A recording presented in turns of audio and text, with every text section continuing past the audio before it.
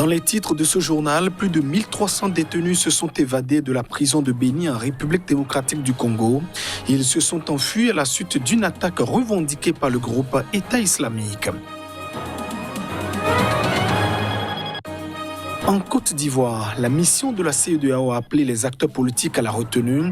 À moins de 2 semaines de la présidentielle, la campagne électorale se déroule sous tension. Au moins 3 personnes ont perdu la vie ces derniers jours. Et puis, la réaction du Premier ministre soudanais après l'annonce du président américain de retirer son pays de la liste noire des États soutenant le terrorisme. Abdallah Hamdok a remercié Donald Trump via un tweet.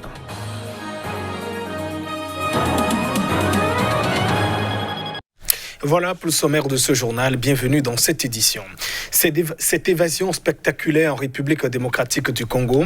Plus de 1300 détenus se sont évadés ce mardi à la prison de Béni, située à l'est du pays.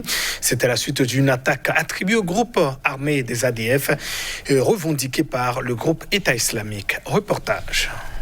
Des centaines de prisonniers se sont enfuis mardi de la prison de Béni dans l'est de la République démocratique du Congo après une attaque attribuée au groupe armé ADF et revendiquée par l'État islamique. C'est la prison de Kangbayi qui a été attaquée par des ADF, forces démocratiques alliées, a déclaré le maire par intérim de la ville de Béni. Seule une centaine de détenus n'ont pas quitté la prison sur les 1455 qui s'y trouvaient. Pour la police congolaise, 2 prisonniers ont été tués par balle et sur 1300 détenus, un grand nombre s'est volatilisé dans la nature après cette attaque conduite par les rebelles ADF vers 4h30. Historiquement, les ADF sont des rebelles musulmans ougandais installés dans l'est de la RDC depuis 1995.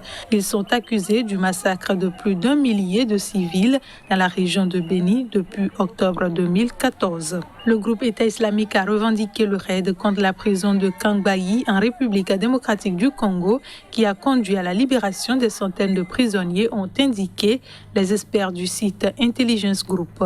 Les ADF de leur côté n'ont jamais revendiqué aucune action. Des dizaines de militaires et policiers sécurisaient la prison mardi avant midi, tandis que les autorités locales visitaient les lieux. Sur place, les riverains disaient craindre une recrudescence de l'insécurité après cette spectaculaire évasion. Et on reste toujours en République démocratique du Congo. L'Assemblée nationale s'est emparée du dossier brûlant explosif du Minembwe, localité située au niveau des hauts plateaux dans l'est du pays, dont le statut attise de vieille méfiance envers le Rwanda voisin. Plus de précision dans cet élément. L'Assemblée nationale congolaise a interpellé le ministre de la décentralisation, Azarias Rouberois, accusé d'avoir installé, fin septembre, la commune de Minembwe et son bourgmestre, issu de la communauté des Congolais Tutsi Banyamulenge, aux lointaines origines rwandaises. Chez de nombreux Congolais, cette décision a réveillé de douloureux souvenirs de la Deuxième Guerre du Congo, quand le Rwanda de Paul Kagame ou ses milices se battaient dans l'est du pays. À l'époque, Minembwe avait été élevé au statut de territoire par l'une de ces rébellions pro-rwandaises, le Rassemblement congolais pour la démocratie, RCD. Le 8 octobre dernier, le président Félix Tshisekedi avait annulé cette décision de donner à Minembwe le statut d'une commune à part entière. Il a annoncé la mise en place d'une commission sur le sujet.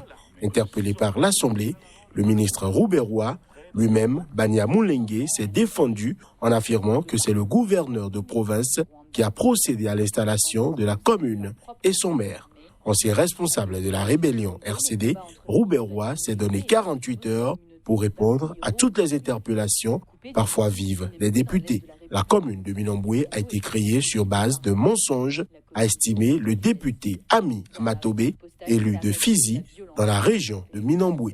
Des responsables politiques et des mouvements de la société civile affirment en effet redouter que Minembwe ne marque le début de la balkanisation de l'Est de la RDC au profit du Rwanda.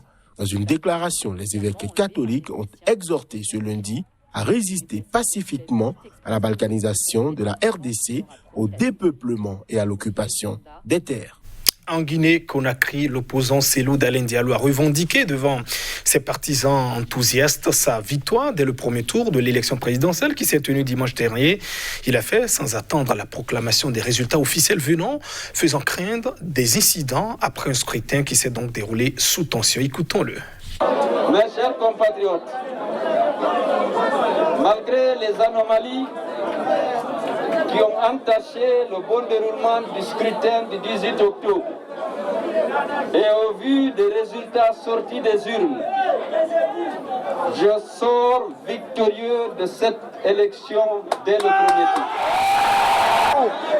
Je saisis cette opportunité de remercier les partis membres de l'Alliance nationale pour l'alternance et la démocratie, les nombreux mouvements et associations qui ont bien voulu soutenir ma candidature et tout le peuple de Guinée pour cette marque de confiance.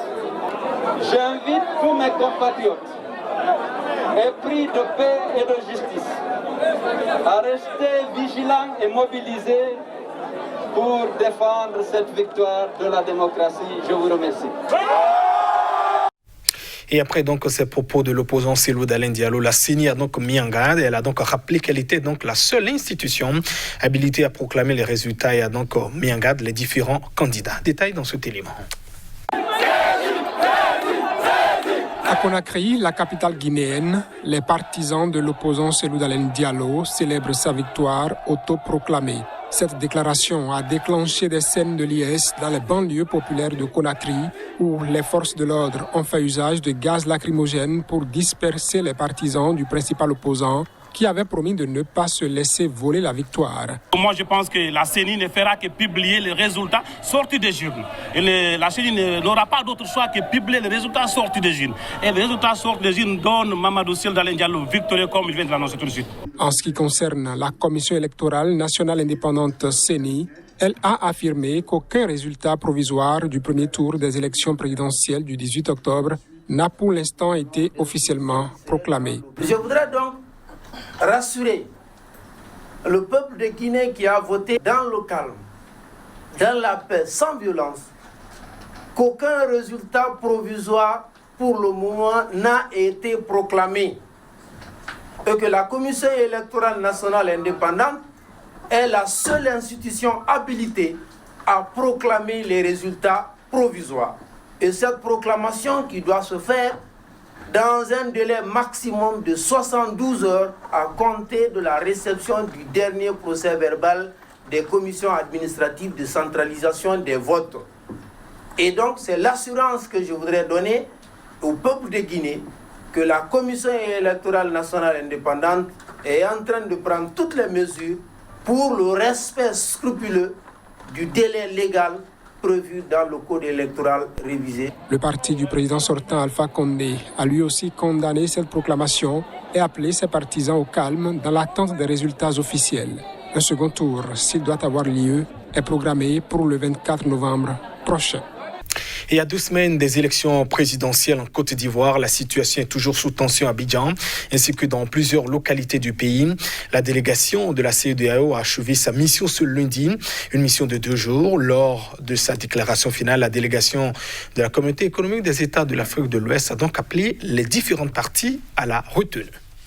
C'est après une visite de courtoisie au président sortant Alassane Ouattara et des consultations avec le Premier ministre, les partis politiques de l'opposition, mais aussi plusieurs ambassadeurs accrédités et membres du Conseil de sécurité des Nations Unies que la déclaration de la délégation de la CEDEAO a eu lieu. La plateforme de l'opposition prévoyait une déclaration officielle commune. La mission a exhorté les candidats à la présidentielle du PDCI et du FPI à reconsidérer sérieusement la décision de boycotter l'élection et l'appel à leurs partisans à se lancer dans la désobéissance civile pour protester contre le processus électoral, mais plutôt à œuvrer de façon sérieuse pour parvenir à un consensus sur le processus électoral, puisqu'ils pourraient ne pas être en mesure de contrôler les excès qui résulteraient de leur appel à la désobéissance civile.